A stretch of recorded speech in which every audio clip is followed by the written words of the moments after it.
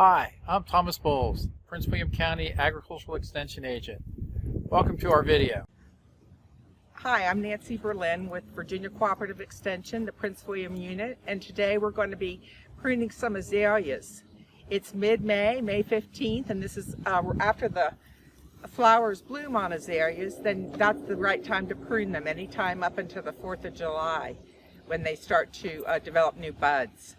At any time of year, you can remove the 3 Ds, that's damaged, diseased, or dead. Any of those 3 can be removed any time of the year.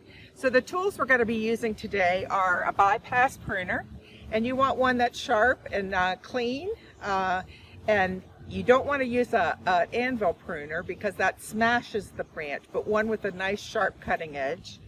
Or for the bigger branches, bigger than your pinky, you can use a lopper, again a bypass lopper that has a nice sharp edge. For some of the bigger branches, we might need a pruning saw, so I brought all 3 today. Let's get started pruning. Let's look at the shrub as a whole, and it needs some opening up. You see it's pretty dense, and if we looked in the middle, there would be a lot of dead material in the middle and not much growth growing on. So what we want to do is open it up so that there are little holes in it so that the sunlight can get in and photosynthesis can occur. So what we'll do, we'll take a few of the branches off, and if I wanted to open up this, I would make a cut right at the growing point with my my bypass pruners.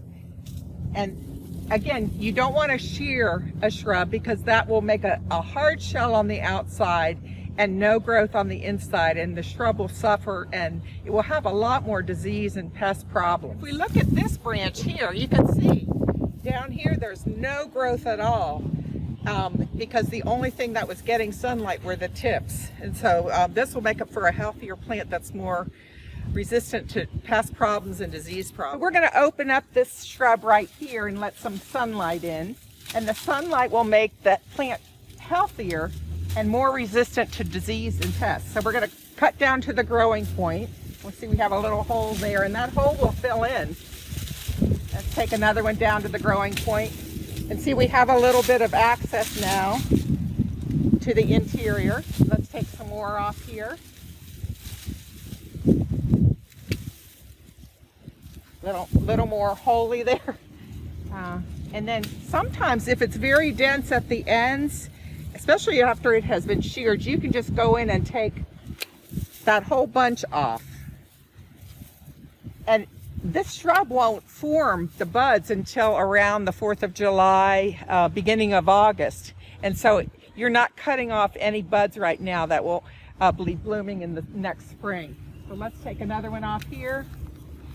And you can see I'm making a cut with a sharp pruner, and I'm making a nice clean cut. If we are going to cut to a growth point, you go down here and just make a clean cut like that. If I wanted to reduce the fullness and the height of this, I would take some of these taller branches out, and that will take, they're bigger than my pinky, so I'm going to take a lopper, bypass lopper, and do that here. And we're going to take this whole branch out, go all the way down to the bottom, as far as you can get,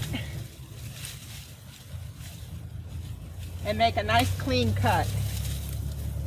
And that does leave a little area in there that will nicely fill in with new growth. And this one would reduce the height a little bit at that growth point. And see, these are up a little high, so I'm going to make a cut there.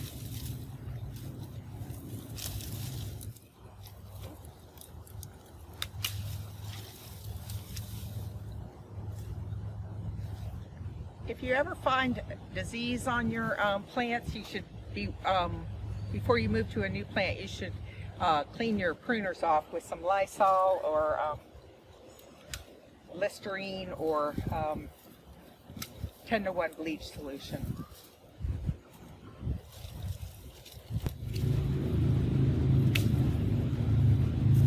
Oh, and look what we found here. Praying mantis egg sac. This is the Asian praying mantis egg sac, and they will soon hatch out with these warm days. They're well protected all winter in that case.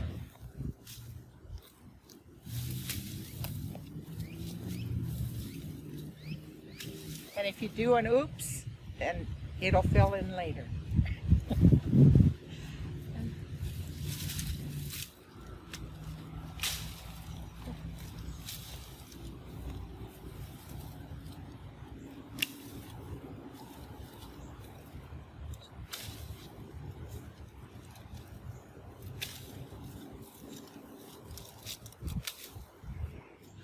So if you have more questions about when to prune your shrubs or about any insect, disease, or wildlife concerns, you can contact our Extension Horticulture Help Desk by emailing mastergardener@pwcgov.org.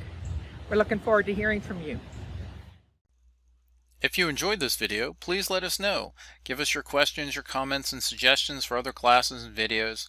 For more information on lawns and gardens, please contact the Extension Hort Help Desk at mastergardener@pwcgov.org. Thanks for watching. Have a good day.